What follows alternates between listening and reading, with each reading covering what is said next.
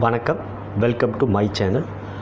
பாரத் கர்மா healing centre சார்பாக ஜோதிடர் நல்ல பிரம்மா பேசுகின்றேன். தற்பொழுது கடக ராசிக்குரிய ஆகஸ்ட் மாத ராசி பலன்களை காணவிருக்கிறோம்.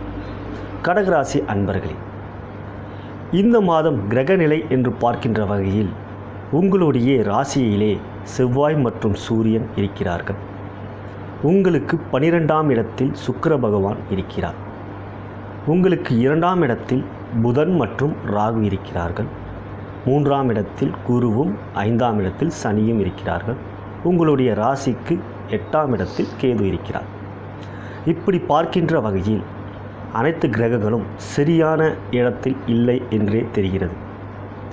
இருந்தாலும் இந்த மாதம் ஆகஸ்ட் 17ஆம் தேதிக்கு பிறகு சூரியனாகப்பட்டவர் கடகத்தில் இருந்து, அதாவது உங்களுடைய ராசியில் இருந்து 2ஆம் இடமான சிம்மத்துக்கு வருகிறார். அது அவருக்கு ஆட்சி வீடாகும். மேலும் ஆகஸ்ட் 18ஆம் தேதி ராகுவானவர் இதுவரை உங்களுக்கு 2ஆம் இடத்தில் இருந்தும் கேதுவானவர் 8ஆம் இடத்தில் இருந்தும் பல்வேறு சிக்கல்கள் மற்றும் இடைஞ்சல்கள் கொடுத்தார்கள். பொதுவாக அது சர்ப்பதோஷம் என்பார்கள். ஆகஸ்ட் மாதம் 18ஆம் தேதிக்கு பிறகு ராகுவானவர் சிம்மத்தில் இருந்து கடகத்துக்கு வருகிறார், அதாவது உங்களுடைய ராசிக்கு. மேலும் கேதுவானவர் கும்பத்தில் இருந்து மகரத்துக்கு வருகிறார். இப்படி பார்க்கின்ற வகையிலே ராகுவானவர் உங்களுடைய ராசியே இருக்கிறார். மேலும் ஆகஸ்ட் மாதம் 21ஆம் தேதி சுக்கிர பகவான் இதுவரை விரயஸ்தானத்தில் இருந்தவர், 12ஆம் இடத்தில் இருந்தவர் உங்களுடைய ராசிக்கு வருகிறார். அதன் பிறகு ஆகஸ்ட் மாதம் 27ஆம் தேதி செவ்வாய் பகவான் உங்களுடைய ராசிக்கு யோகக்காரனான செவ்வாய் பகவான் நீச்சகதியில் இருந்தவர், அதாவது கடகத்தில் அவர் இருந்தால் நீச்சம். அப்படி இருந்த நிலையில் அவர் ஆகஸ்ட் மாதம் 27ஆம் தேதி உங்களுடைய ராசியில் இருந்து 2ஆம் இடமான சிம்மத்துக்கு வருகிறார். அங்கு வந்த பிறகு செவ்வாய் மற்றும் சூரியனின் கூட்டணி மிக நல்ல கூட்டணி. 2ஆம் இடம் சரியான இடம் இல்லை என்றாலும் உங்களுடைய ராசிக்கு யோகக்காரகன், முழு யோகக்காரகன் என்பவர் யார் என்றால் அவர் செவ்வாய் பகவான். அப்படி செவ்வாய் பகவான் 2ஆம் இடத்தில் வந்து அது அவருடைய நட்பு வீடு. மேலும் நீச்சகதியில் இருந்து விடுபடுகிறார். பிறகு சூரியனோடு வேறு கூட்டணியில் இருக்கிறார்.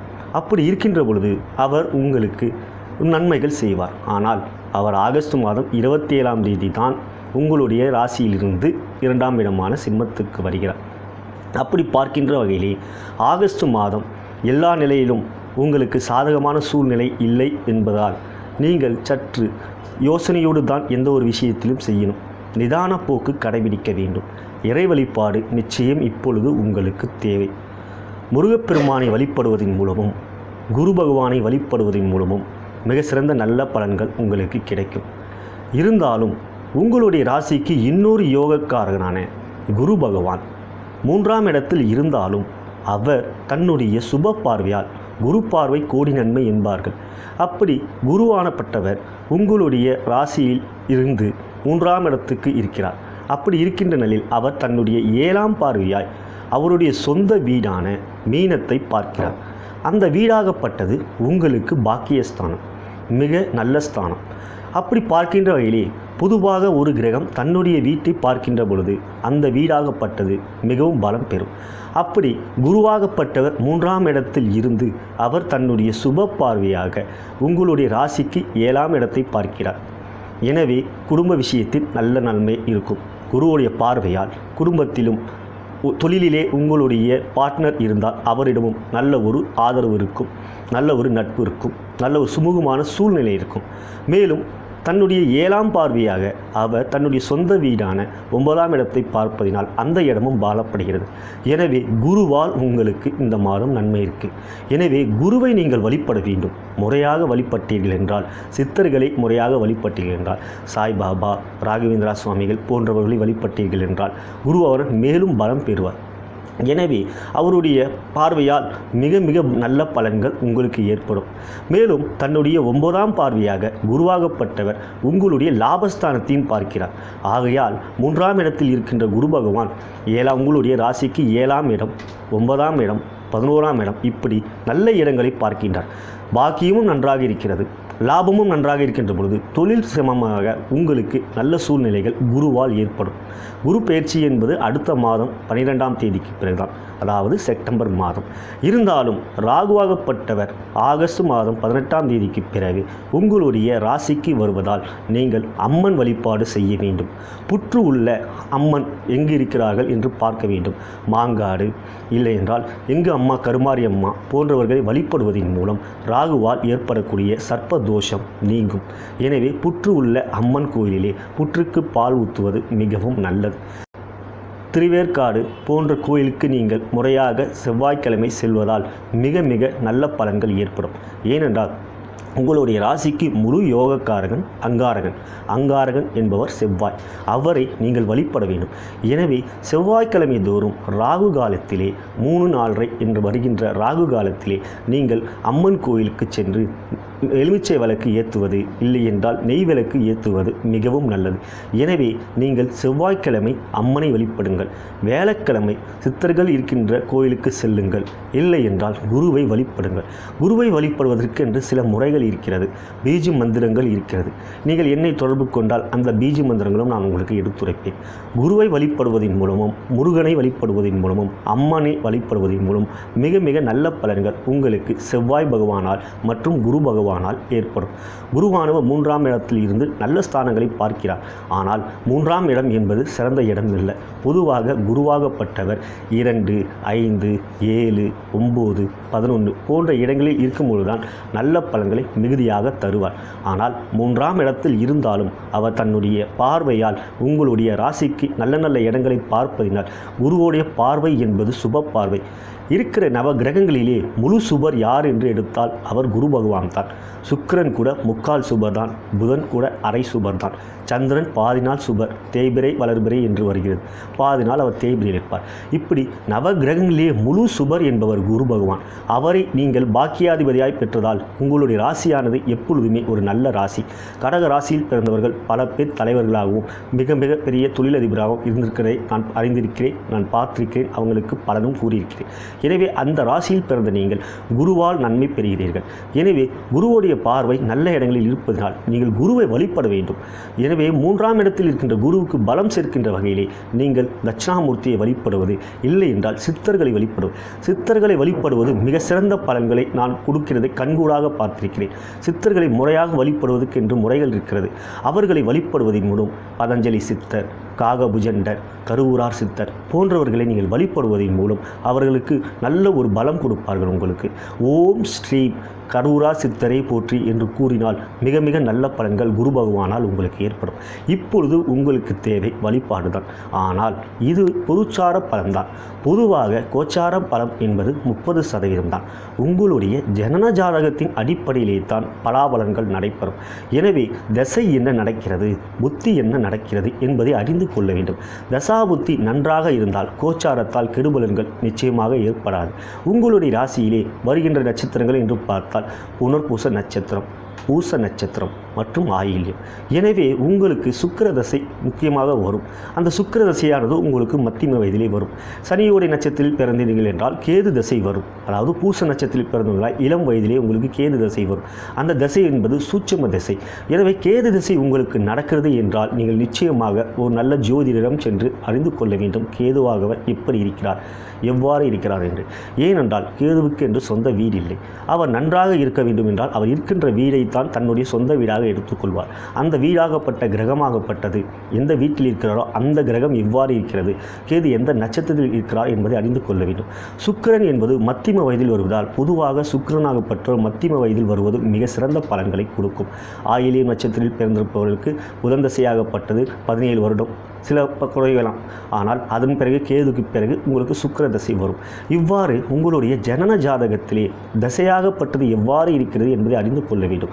மேலும் லக்னம் எப்படி இருக்கிறது, லக்னத்துக்கு உங்களுடைய பாவங்கள் எல்லாம் கிரகங்கள் எல்லாம் எப்படி இருக்கிறது என்பதை அறிந்து கொண்டால் நாம் எந்த ஒரு முயற்சி எடுப்பது என்பதை சிந்தித்து செயல்பட முடியும். அதற்கேற்றபடி நாம் முயற்சி எடுக்கலாம். இல்லை சரியில்லை என்றால் அதற்குரிய பரிகாரங்களை நாம் செய்யலாம். எனவே கோச்சாரத்தை மட்டும் நாம் பார்த்து கொண்டு நாம் நல்லாக இல்லையே என்று செயலிலே முடங்கிவிடக்கூடாது. எனவே உங்களுடைய ஜனன ஜாதகம் நன்றாக இருக்கிறது என்றால் மிக சிறந்த பலன்கள் கொடுக்கும். கிரகங்கள் என்று பார்க்கின்ற பொழுது உங்களுடைய ராசிக்கு யோகக்காரகனான செவ்வாய் பகவான் ராசியிலே இருக்கிறார். அவர் இருக்கின்ற நிலையிலே உங்களுக்கு மிக தைரியத்தை கொடுப்பார். 27ஆம் தேதி வரை செவ்வாய் பகவான் இருக்கிறார். செவ்வாய் பகவானுக்கு சந்திரன் கேந்திரத்தில் வருபவர்களெல்லாம் நீச்சபங்க ராஜயோகம் அடைவார். எனவே செவ்வாய் பகவான் உங்களுடைய ராசியிலே இருப்பதால் தைரியம் மேலோங்கும். அயல்நாட்டுக்கு செல்வீர்கள், வெளியூர் பயணம் செல்வீர்கள், தைரியமாக எந்த ஒரு செயலிலும் துணிஞ்சி இறங்குவீர்கள். எனவே செவ்வாய் பகவான் நன்றாக இருக்கின்ற நாட்களை எவ்வாறு இருக்கிறது என்பதை பார்த்து கொண்டு நாங்கள் அந்த முறையிலே செயல்படலாம். எனவே இந்த மாதம் கிரக நிலைகள் என்று பார்க்கின்ற பொழுது சுமாராகத்தான் இருக்கிறது. இருந்தாலும் தசாபுத்தி நன்றாக இருக்கின்ற பட்சத்தில் நாம் கோச்சாரத்தை கண்டு அஞ்ச வேண்டியதில்லை. தசாபுத்தி நன்றாக இருக்கிறதா என்பதை நீங்கள் பார்த்து கொள்ளுங்கள். இதுவரை நாம் பார்த்தது பொது பலன்கள். இனி நாம் துறை ரீதியாக எவ்வாறு இருக்கிறது என்பதை காணலாம். முதலில் வியாபாரி நண்பர்களுக்கு எவ்வாறு இருக்கிறது என்பதை பார்க்கலாம். உங்களுடைய ராசிக்கு 10ஆம் இடத்துக்குரியவர் தொழில் ஸ்தானாதிபதியான செவ்வாய் பகவான் உங்களுடைய ராசியிலே இருக்கிறார். அவர் நீச்சகதியில் இருந்தாலும் உங்களுடைய ராசிக்கு அவர் யோகக்காரகர். அவர்தான் 5 மற்றும் 10க்குரியவர். ஒரு கோணத்திற்கும் இன்னொரு கேந்திரத்துக்கும் அதிபதி, முழு சுபர். எனவே செவ்வாய் பகவான் உங்களுடைய ராசியிலே ஆகஸ்ட் மாதம் 27ஆம் தேதி வரை இருப்பதினால் இந்த மாதம் தொழில் ரீதியாக உங்களுடைய வியாபாரத்தில் நல்ல நிலைமை இருக்கும். ஏனென்றால் குருவானப்பட்டவர் தன்னுடைய பார்வையால் 7ஆம் பார்வையால் 9ஆம் இடத்தை பார்க்கிறார். அது ஒரு சுபஸ்தானம். எனவே குருவோடைய பார்வை தன்னுடைய சொந்த வீட்டையே பார்ப்பதினால் தர்மஸ்தானமான 9ஆம் இடம் மிகவும் பலமாக இருக்கிறது.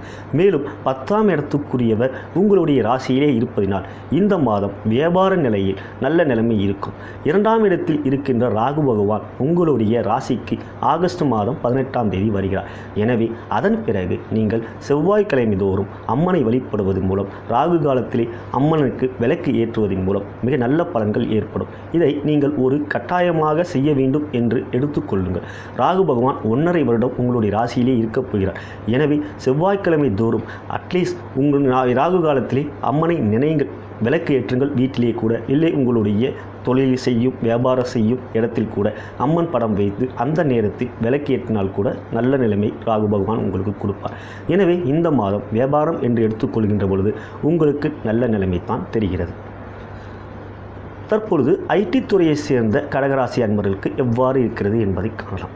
ஐடி துறையை சேர்ந்த அன்பர்களுக்கு இந்த மாதம் சுக்கிர பகவான் 12ஆம் இடத்தில் இருக்கிறார். அவர் 12ஆம் இடத்தில் இருப்பது அயல் நாட்டை குறிக்கக்கூடிய இடமாகும். எனவே சுக்கிர பகவான் உங்களுடைய ராசிக்கு 4 மற்றும் 11ஆம் இடத்துக்குரியவர். உங்களுடைய லக்ன ரீதியாக சுக்கிர பகவான் நல்ல நிலைமையில் இருக்கிறார் என்றால், உங்களுக்கு சுக்கிர பகவான் உங்களுடைய லக்னத்தின் அடிப்படையிலே யோகக்காரராக இருக்கிறார் என்றால் இந்த மாதம் உங்களுக்கு அயல்நாட்டு வாய்ப்புக்கான ஒரு சூழ்நிலை தென்படும். எனவே அயல்நாட்டுக்கு முயற்சிப்பவர்களுக்கு இந்த மாதம் ஒரு நல்ல செய்தி கிடைக்கும்.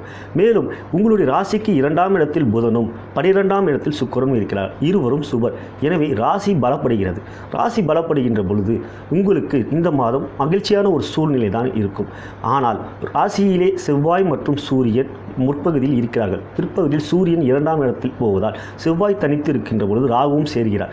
எனவே கோபம் ஏற்படும். கோபத்தை கொஞ்சம் நீங்கள் கட்டுப்படுத்த வேண்டும். நிதான போக்கு கட்டுப்படுத்த வேண்டும். உடன் பணிபுரிவர்களிடம் நீங்கள் சுமூகமாக அன்போடு பழகுவதால் நீங்கள் தேவையற்ற பிரச்சனையில் சிக்க மாட்டீர்கள். எனவே செவ்வாய் பகவான் லக்னத்திலே இருப்பதனால் கோபத்தை கட்டுப்படுத்துவது நல்லது.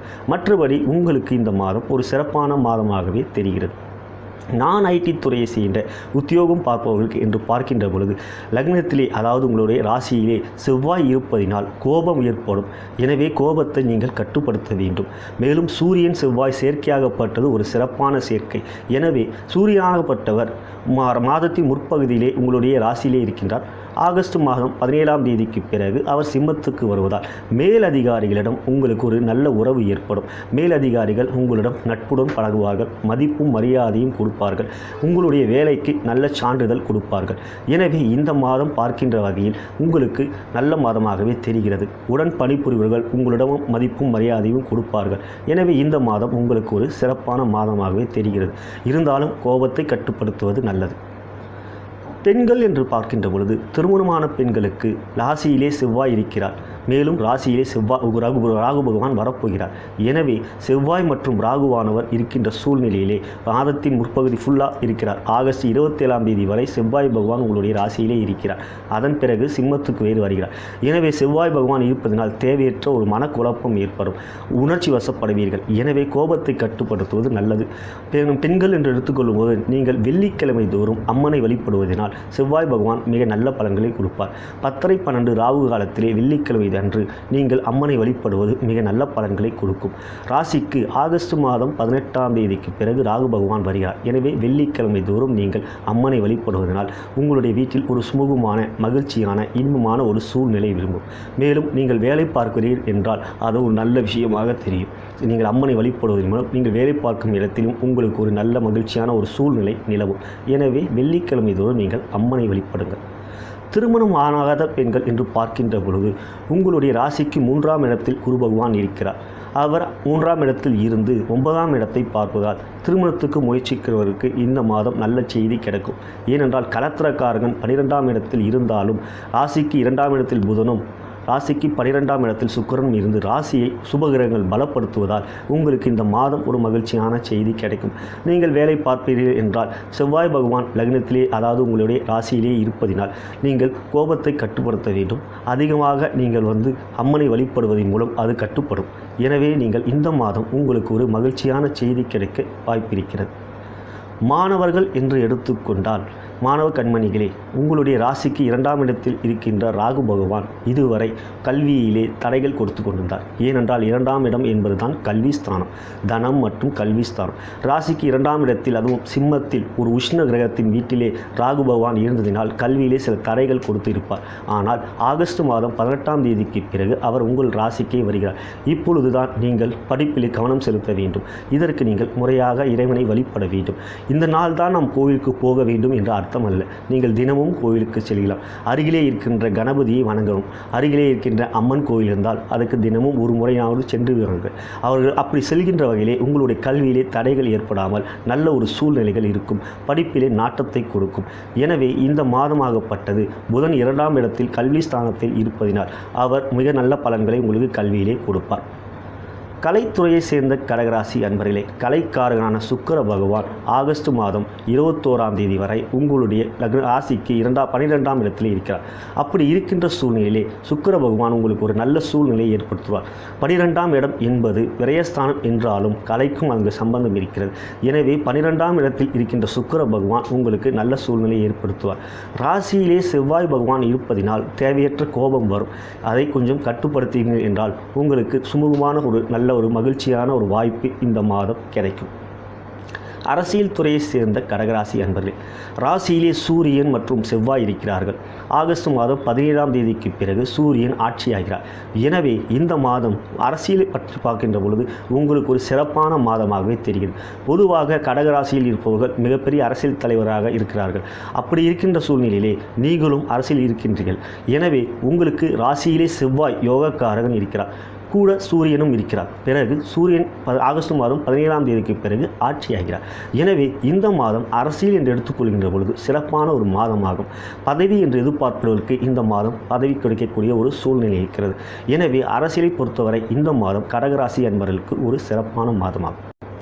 இதுவரை நாம் பார்த்தது பொதுவான கோச்சார பலன்கள். நாம் முக்கிய முடிவுகள் எடுக்கும் பொழுது ஒரு புதிய வீடு வாங்கிறோம், புதிய வாகனம் வாங்கிறோம், இல்லை புதிய முதலீடு செய்கிறோம், புதிய தொழில் தொடங்குகிறோம் என்று பார்க்கின்ற பொழுது வெறும் கோச்சாரத்தை வைத்து நாம் முடிவெடுக்கக்கூடாது. அவரவர் ஜனன ஜாதகம் எவ்வாறு இருக்கிறது என்பதை அறிந்து என்ன திசை நடக்கிறது என்று அறிந்து அதன்படி செயல்படுவதுதான் சால சிறந்தது.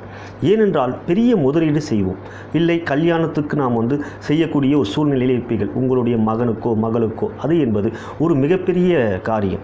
எனவே பெரிய அளவு நாம் முதலீடு செய்யும் பொழுது முக்கியமாக நம்மளுடைய ஜனன ஜாதகத்தை தகுந்த ஜோதிடரும் எடுத்துச் சென்று எவ்வாறு நேரம் இருக்கிறது, இந்த நேரத்தில் நாம் இந்த செயலை செய்யலாமா, இந்த முக்கிய முடிவை எடுக்கலாமா என்று அறிந்து கொள்வது தான் நல்லது. எனவே உங்களுடைய ஜனன ஜாதகம் ஒரு முறையாவது பாருங்கள். நேரம் சரியில்லாத போது நாம் இவ்வாறு இருக்கிறதே, இந்த மாதம் கிரக நிலைகள் சரியில்லையே என்று நாம் எடுத்துக்கொள்ளக்கூடாது. நம்மளுடைய ஜனன ஜாதகத்திலே அந்திரமாகப்பட்டது மிக நன்றாக இருக்கிறது என்றால் தைரியமாக இந்த மாதத்தில் நாம் எந்த முடிவையும் எடுக்கலாம். தசா புத்தி அந்திரம், தசா அப்புறம் புத்தி, அதுக்கப்புறம் அந்திரம். அந்திரம் என்பது ஒரு குறிப்பிட்ட மாதங்கள் மட்டும் நடக்கக்கூடியது. அந்த அந்திரமாகப்பட்டது யோகமான கிரகத்தோடைய அந்திரமாக இருந்தால் நிச்சயமாக அந்த மாதத்திலே நாம் நல்ல முடிவுகள் எடுக்கலாம். எனவே உங்களுடைய இந்த மாதமாகப்பட்ட என்ன அந்திரத்தில் நடக்கிறது என்பதை அறிந்து கொண்டு அதன்படி செயல்படுவதே நல்லது. எனவே உங்களுடைய ஜாதகம் நன்றாக இருக்கிறது என்றால் தைரியமாக நல்ல முடிவுகளை இந்த மாதத்தில் எடுக்கலாம். நீங்கள் என்னிடம் உங்களுடைய ஜாதகத்தை காட்டி எவ்வாறு இருக்கிறது என்பது அறிந்து கொள்ள விரும்பினால் என்னிடம் நீங்கள் தொடர்பு கொள்ளலாம். கீழே இருக்கின்ற அலைபேசி எண்ணை என்னை அழைக்கலாம். மேலும் வாட்ஸ்அப்லேயும் என்னை தொடர்பு கொள்ளலாம். அப்படி தொடர்பு கொள்கின்ற பட்சத்தில் நான் உங்களுடைய ஜாதகம் எவ்வாறு இருக்கிறது என்பதை அறிந்து எந்த தசா புத்தி அந்திரம் நடக்கிறது என்பதை அறிந்து அதன்படி நான் உங்களுக்கு பலன்களை எடுத்துக்கூறி உங்களுக்கு தேவையான பீஜ மந்திரங்கள் மற்றும் எந்திரங்கள் கொடுப்பேன். அதன்படி பார்க்கின்ற பொழுது நன்றாக இருக்கின்றதால் நல்ல முடிவுகளை நாம் எடுக்கலாம். எனவே என்னை தொடர்பு கொள்ளலாம், தாராளமாக தொடர்பு கொள்ளலாம் என்று கூறி எல்லாம் வல்ல குரு பகவான் மற்றும் சித்தர் பகவான் நல்லதே நடப்பார், நல்லதே செய்வார் என்று கூறி விடை பெறுகிறேன். நன்றி, வணக்கம்.